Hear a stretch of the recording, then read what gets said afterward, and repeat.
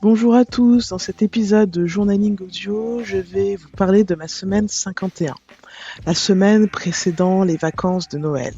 Même si cette période a été relativement calme, elle a été marquée par des réflexions importantes et des créations significatives. À l'heure où je tourne cette vidéo, nous sommes déjà en janvier bien entamé. Donc c'est pour ça que je constitue très facilement une sorte de bilan de cette année 2024 et que je partage tout ça avec toi là maintenant. Alors, rétrospective des posts Instagram. Donc, j'ai consacré les 2 derniers posts de cette semaine à la création de posts majeurs. Le premier a été publié en semaine 51. C'était une rétrospective détaillée de mes collaborations en 2024. Et le second, programmé en semaine 52, c'était une projection pour mes aspirations pour 2025. Et cette démarche a été essentielle pour ancrer mes objectifs et ma vision. Alors là, on va faire un petit retour sur mes collaborations que je fais en pro bono, donc gratuitement. Un petit historique. Alors, chaque année, pour célébrer mon anniversaire, je propose mes prestations phares gratuitement. Cette tradition a été maintenue depuis 2023-2024 et sera maintenue en 2025, mais sous un format un peu différent. Je te spoil pas trop, tu verras ça d'ici quelques semaines en fait, parce que je publie ça en général le 27 janvier pour laisser un mois complet, car je suis née le 27 février. Mais peut-être que cette année, je vais encore un petit peu changer et que je vais poster ça le 1er février pour laisser 27 jours et non pas un mois. Parce que vu que la donne sera un petit peu plus différente sur la façon dont je vais proposer mes services, voilà, je vais peut-être tester vraiment tout un autre processus. Mais bon, tout ça pour te dire qu'en 2023, c'était pas foufou cette expérience-là, parce que je vais rencontrer un défi assez particulier avec une personne qui était tarologue, je crois qu'on dit comme ça, qui proposait des guidances et qui subitement avait décidé de ne plus respecter le rétro-planning établi et qui exigeait des livrables là maintenant tout de suite sans tenir compte de ma méthodologie et de ma façon de travailler. Donc malgré la réalisation des templates qui ont été livrés en temps et en heure par rapport au rétro-planning, eh ben, cette personne-là n'a jamais utilisé les templates sur son compte Instagram pour mon plus grand désarroi. Mais je te les ai proposés en 2023 sous un post pour te montrer comment j'aurais pu travailler tes posts Insta. À cette époque-là, c'était pas encore l'offre clétée, c'était les prémices de l'offre clétée. Donc, si tu as envie de scroller sur mon feed Instagram pour trouver ce post-là, tu peux le faire et tu pourras voir ce que je pourrais proposer comme style graphique pour ce type de métier, à savoir guidance et tirage de cartes avec les tarots. Alors, je ne me suis pas laissée abattre durant cette année 2023 et donc il y a eu un tournant positif. Cette expérience m'a amené à repenser mon approche. J'ai alors établi un partenariat gagnant-gagnant avec Céline Ménard, qui est sophrologue, échangeant mes services de branding contre des séances de sophrologie. Cette collaboration a été suivie d'un autre échange fructueux avec Miora, qui est consultante SEO. Et pour Miora, je lui ai créé son site web en échange d'un outil SEO pour mon site 13 de pique. Alors, mes collaborations sur l'année 2024. Pour fêter mes 40 ans, là j'ai fait un gros boom, une super offre et j'ai proposé mes 3 prestations phares en gratuit. Donc la création d'un branding pour Apsara Award, Sonia, qui est art thérapeute et photographe. C'était la prestation Bremousa. Ensuite, il y a eu le site web Moonflow pour Sandra, qui est thérapeute holistique et coach en design humain. Ça, c'est la prestation Skylea. Et après, il y a eu la création de templates pour ma parentalité et moi, Cindy, qui est formatrice en parentalité et petite enfance. Et là, c'était la prestation Clété. Chaque projet a intégré mes connaissances en design humain parce que c'est une discipline que j'étudie depuis janvier 2024. Donc ça va faire, enfin, ça fait là à l'heure actuelle 1 an que j'étudie le design humain auprès d'Hélène Schmidt, Exploring Happy, et ça va déborder jusqu'en février, voire mars, peut-être avril, je sais plus trop. Mais bon, c'est une bonne année, une année avec plus 2 ou 3 mois à se former au système du design humain. C'est une formation ultra enrichissante, super complète, avec de l'expérimentation des données qu'Hélène nous partage, autant sur sa nature de projecteur, car elle est projecteur 3-5 comme moi, mais elle a une autorité splenique, moi j'ai une autorité émotionnelle. Et puis après, durant toutes ces années où elle a pratiqué le design humain, et toutes les informations qu'elle a emmagasinées, glanées à droite à gauche, pour nous les restituer avec son interprétation et son expérience. Donc ça, c'était la rétrospective de mes collaborations pour l'année 2024. Ensuite, en 2024 aussi, début 2024, j'ai intégré un réseau, parce que je m'étais donné l'idée d'intégrer un réseau avec une forte ambition mentale, hein, d'intégrer ce réseau-là. J'ai choisi le pouvoir d'entreprendre. Alors, l'aspect positif, j'ai eu l'opportunité d'animer un atelier pour ce réseau en début d'année. Et c'était une expérience très enrichissante qui m'a beaucoup apporté. Au-delà de partager mon savoir, les ateliers sont rémunérés chez le réseau Pouvoir d'entreprendre, ce qui n'est pas une chose à mettre de côté. C'est super de partager son savoir et de donner un maximum. Mais parfois, à un moment donné, quand on arrive à un certain niveau d'expertise, à un certain temps d'entrepreneuriat, on a bien envie d'être rémunéré pour ces choses-là. Et là, en fait, pour le moment, c'est le seul réseau que j'ai trouvé qui rémunère les participantes aux ateliers. Donc, c'est des ateliers donnés au sein du réseau, pour les adhérentes du réseau. Et la créatrice, la fondatrice du pouvoir d'entreprendre, euh, Sandrine, nous rémunère nos interventions. Donc cet aspect-là, c'est l'aspect le plus positif du pouvoir d'entreprendre. Et il y a aussi l'outil Mastermind, qui est un outil pour moi qui est ultra puissant. J'ai adoré participer au Mastermind. Si ma mémoire est bonne, c'est Cécile qui a animé tous les ateliers Mastermind auxquels j'ai participé. J'ai dû en participer à 3 ou 4. Et j'ai été dans les deux positions. C'est-à-dire la position de la personne qui dit avoir un problème pour lequel il y a une intelligence collective, parce que nous sommes plusieurs à nous connecter. On suit la méthodologie de Cécile et en fait, il y a différentes façons de faire où on donne sa problématique, on donne tout ce qu'on a essayé de faire, tout ce qui est, tout ce qui gravite autour de cette problématique-là. Et puis ensuite, on nous pose des questions. Cécile essaye de recentrer tout ça. Euh, on essaie de trouver collectivement une solution. Il y a un temps de parole autant pour la personne qui est dans la problématique, et puis ensuite elle est dans un temps de silence et c'est les autres qui parlent. Elle est là uniquement pour écouter. Elle n'interagit pas. Et cette façon de travailler, cette façon de faire est, pour moi, il n'y a pas d'autre mot que ultra puissant. Et donc, comme je te le disais, j'étais dans les deux situations. Donc, j'ai été dans la situation où j'avais besoin de débloquer un problème.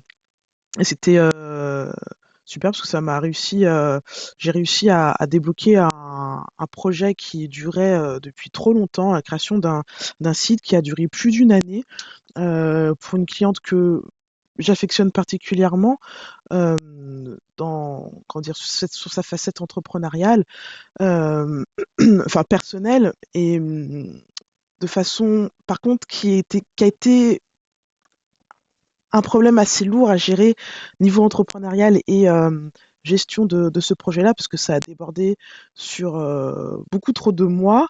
Il n'y a pas eu un réajustement de la prestation, et c'est moi qui me suis laissé bouffer en fait, qui me suis laissé entraîner par cette cliente-là.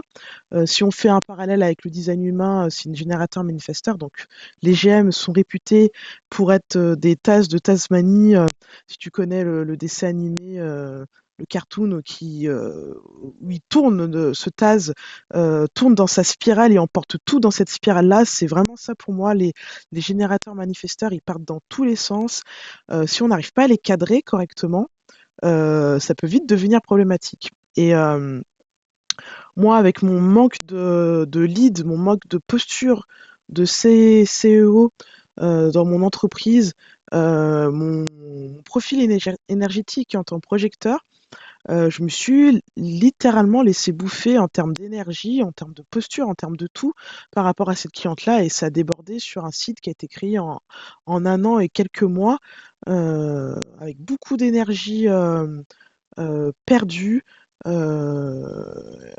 mis à mauvais escient.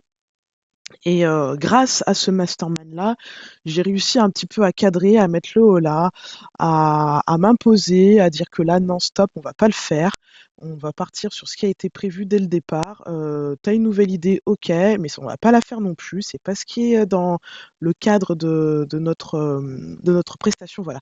J'ai pu euh, quand même mieux cadrer, pas bien cadrer, mais un petit peu mieux cadrer cette prestation pour la clôturer et en finir une bonne fois pour toutes avec cette cliente-là. Quand je dis une bonne fois pour toutes, c'est sur ce projet-là.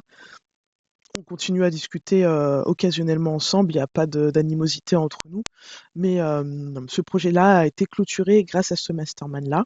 Et après, la deuxième posture, eh ben, en fait, c'est toi qui écoute et qui aide une personne qui est en mauvaise posture, soit avec une cliente, soit avec son activité, soit avec un lancement d'une offre de service, soit la création d'une offre de service. Enfin, voilà, il y a tout plein de cas de figure possibles et imaginables.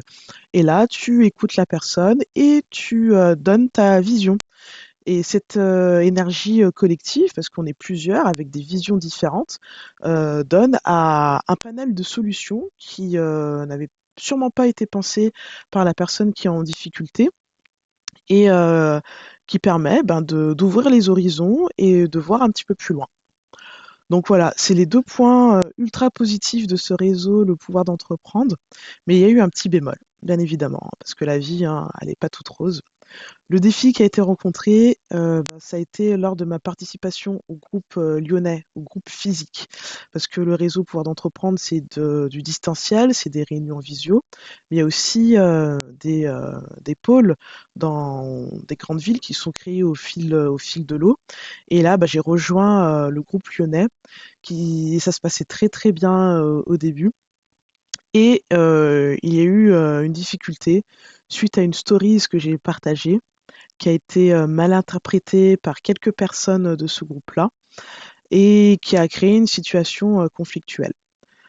Avec le recul là maintenant, hein, début 2025, je peux me rendre compte que les mots utilisés dans cette story-là aient pu heurter la sensibilité de ces personnes-là, même si j'avais tagué aucune personne et encore moins le réseau.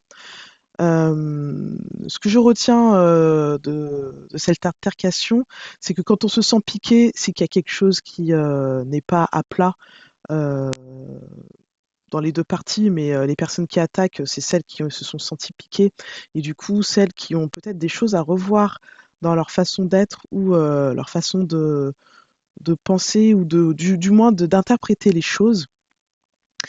Et du coup, j'ai eu du mal à l'encaisser, j'ai eu mal à le comprendre. Le design humain m'a beaucoup aidé parce que j'en ai parlé du coup à mon groupe design humain, le groupe où je suis formée hein, auprès d'Hélène Schmitt. Donc je dis mon groupe, mais c'est le groupe auquel, la promo auquel j'appartiens. Je fais cette petite parenthèse là parce qu'on m'avait reproché de dire mon réseau d'entrepreneurs.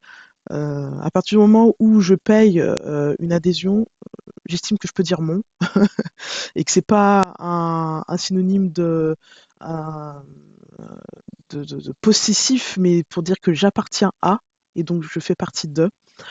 Et grâce au design humain et à la compréhension de mes lignes et de mon non-soi aussi, de cette amertume là qui surgit quand je ne suis pas alignée de mon non-soi. Là, tu dois sûrement le sentir, hein, que je suis un peu dans l'amertume, beaucoup en parlant, ma tonalité peut-être a dû changer, ma façon de m'exprimer, mes mots, euh, la façon dont je bute sur certains mots doit être beaucoup plus fermée, beaucoup plus dure, parce que c'était une épreuve qui était pas du tout facile à vivre. Et voilà, avec ma ligne 3 en design humain, qui est la ligne du martyr, qui expérimente et qui apprend de ses erreurs et qui se prend des murs continuellement pour apprendre de ses erreurs, et de ma ligne 5 hérétique, qui influence, qui projette. Donc la projection, elle va dans les deux sens.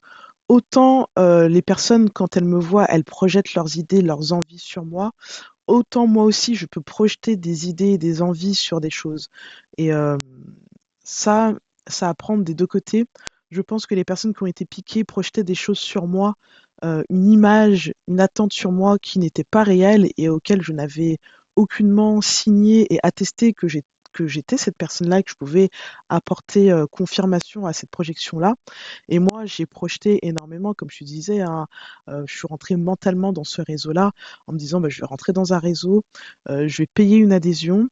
Et du coup, ça va m'emmener du business, ça va m'emmener des connexions, ça va m'emmener du réseau, du vrai réseau, hein, pour connecter avec d'autres personnes qui m'amèneront du business éventuellement, ou du moins des connexions et des connaissances. Et voilà, cette ligne 5 là, bah, cette projection, ça m'est revenu comme un boomerang en plein dans la face, quoi. Mais voilà, cette expérience m'a permis de grandir malgré toutes ces difficultés. Alors pour les perspectives futures, bien que j'ai quitté temporairement ce réseau, parce que je devais quitter ce réseau pour voir d'autres choses, pour me guérir, pour, comme on dit, chat échaudé craint l'eau froide, donc je me suis retirée de tous les réseaux euh, auxquels je pouvais participer, où il y avait une attente de participation en physique, parce que je me suis rendu compte que les réseaux distanciels me convient très bien, et que pour créer du lien avec des personnes, malgré ma ligne 5, hein, qui est une ligne qui est reconnue pour être réputée pour faire des connexions avec des inconnus, moi je sens que j'ai besoin d'avoir eu un minimum de temps d'échange en virtuel avec des gens pour pouvoir me laisser aller dans de la connexion présentielle physique et être dans un terrain beaucoup plus serein pour moi. Je ne saurais comment l'expliquer, peut-être que avec le temps ça s'expliquera autrement, mais je pense que pour moi les réseaux distanciels sont les mieux, et après coup rencontrer les gens, après les avoir bien comment dire, avoir bien sympathisé en virtuel, avoir cette réelle envie de les voir en présentiel, pour moi, c'est quelque chose qui est attesté et à valider si mon ressenti est juste. Alors, je n'exclus pas de retourner au sein du réseau le pouvoir d'entreprendre parce que, comme je te l'ai dit, hein, ces deux points positifs-là, cités juste avant, m'ont fait grandir euh, très rapidement et de manière très saine, en mon sens, sur le côté entrepreneurial. Mais pour l'instant, si j'y retourne, ça sera uniquement en mode distanciel. Je n'irai plus sur l'antenne de Lyon euh, parce que pour moi, ça n'apporte rien.